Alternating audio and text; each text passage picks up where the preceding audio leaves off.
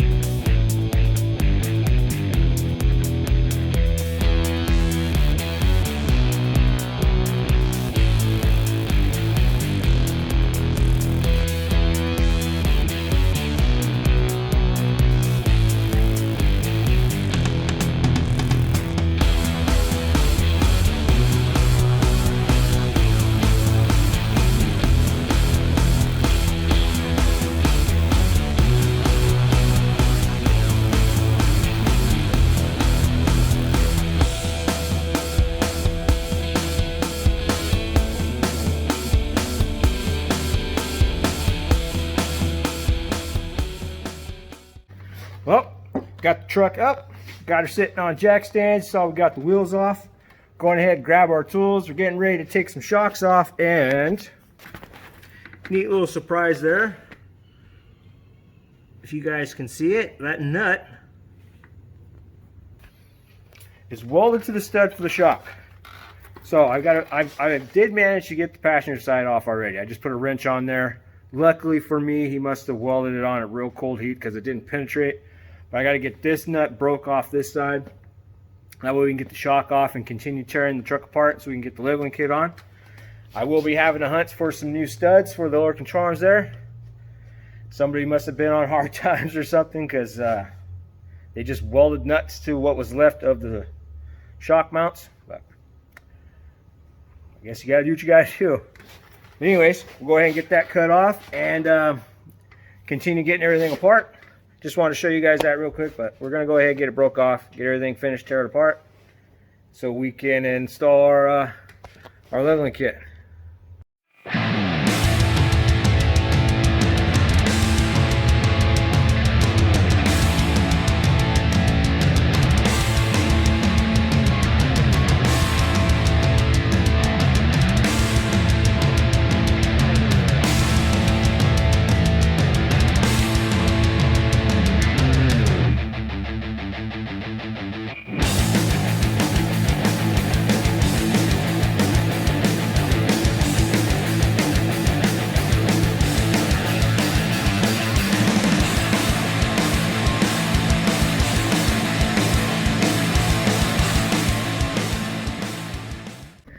All right, we got our spring out.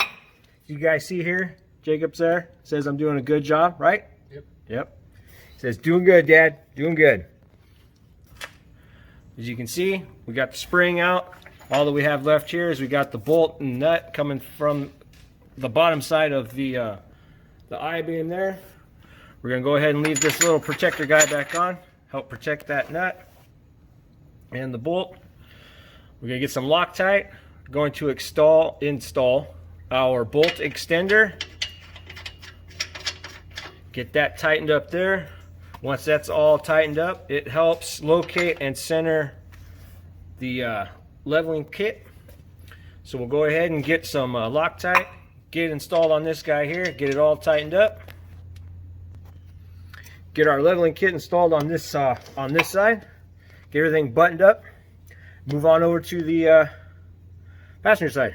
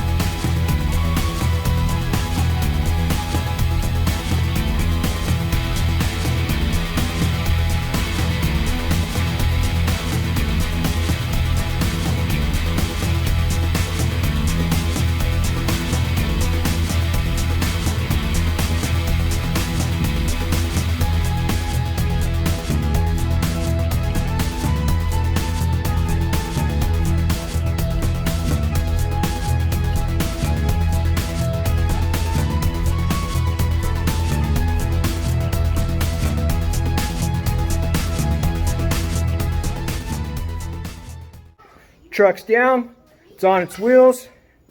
Come on out here, show you guys what it looks like. There you go. As you can see, definitely a much better improvement over it was stock. Definitely looks a lot better. What do you think? Looks great. It looks great. Yeah. Seth, do you like it? Yeah. How about you, Ashley? Awesome. I do think it looks a lot better. I still do have to find some hardware to fix the shock mounts because those were broke. Somebody did what they had to. Stranded somewhere or whatever. I know I've done some silly things like that in the past, so I am not one to judge. Now that we got that down on the ground, pushed out of the shop. Some of you in the past have mentioned, either on my Instagram account, you find me on Instagram, or on YouTube as well. Even certain guys that do watch me at work ask me about my truck back there in the corner. So last night prior to all of this, I did, as you can see back there in the corner, I hooked up the battery charger. Now it's definitely been a while since I've heard this thing fire up. Kind of go over here real quick. It's my dad's high school truck. It's a 1958 GMC. It originally was a Forestry Service truck. It also was originally a long bed that my dad turned into a short bed. And it's got a 327 in it out of a, I think, 67 Corvette is what he said. My dad actually bought me this engine about 16 plus years ago for Christmas. Bought it from my grandpa. They had it sitting in the garage. He bought it for me for Christmas. He gave me this truck many years before that. Had it ever since I was a kid. I do remember particularly being stuck in the middle of a river in this thing. It's one of my earliest memories in this truck. So I have been dragging it around with me all this time. Of course, and yeah, he was dragging it around too because he wanted to give it to me when I got old enough, and here it is. It does run. Hasn't been fired up in a while. I'm gonna get Jake to get up inside, see if we can't get it to fire up. Oh yeah, it's one of those. You gotta reach through the wing window here because I still have to fix all the linkage in the door. But oh yeah. Oh yeah. Oh, it's nice in here. Kind of a plush interior. Ready? Diamond velvet, red diamond velvet. Let's see if I can get another shot up in there. But as you guys can see, she's kind of the strip model, manual windows.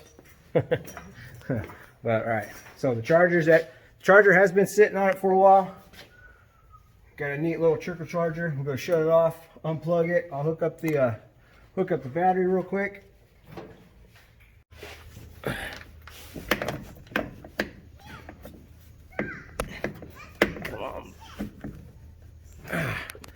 All right, battery's all hooked up. Yep, nice and hand snug.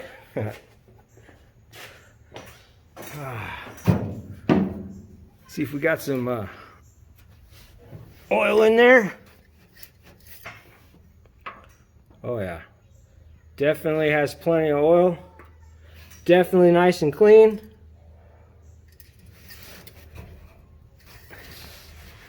Make sure we got water in the radiator.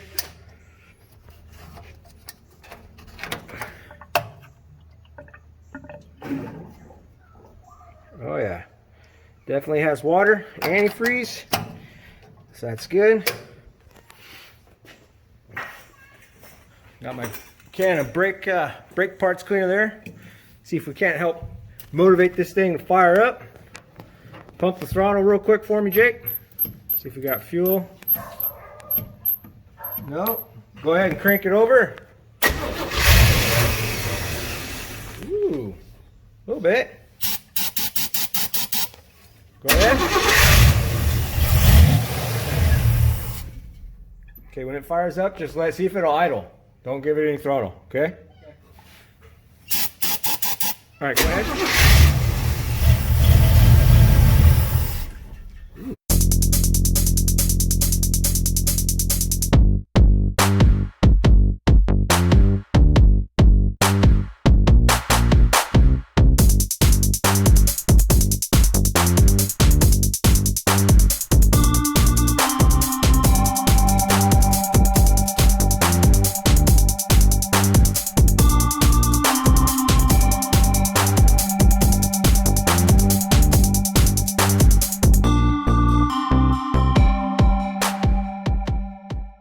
Well, looks like I'll have to pull the carburetor off, clean it out. Probably got a bunch of gunk in there. I see fuel coming through the fuel filter, but we did get it fired up.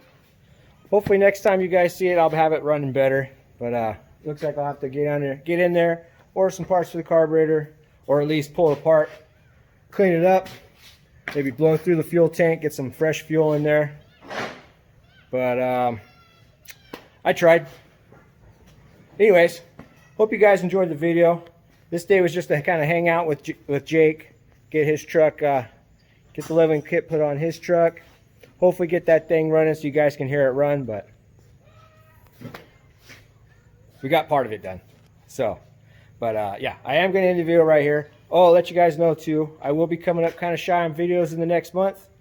I have been asked to work over, so I may only get 1 or 2 videos out next month. But which is really good though. Definitely working over, making a little bit more money so I can put into that thing. That way the next video, a few videos after that, we should be able to get that thing on a dyno and see what it makes. Just get a couple little things figured out. I think I'm going to go ahead and dyno it with the 8-inch that's in it, see what it can hold. I do have a drive shaft loop that will go up towards the transmission bell housings. I have one at the back towards the rear end. I'm going to put one up front as well. That way, if it breaks at either end, we're covered. But we will see what that little 8-inch can hold, and see what kind of power it'll make. We'll start off low, like I said, maybe between 10-12 pounds boost. See what power it makes. Run it for a little while, and then slowly turn it up from there.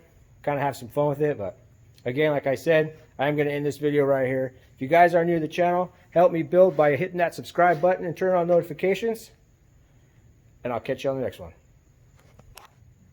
All right, Jake, fire it up.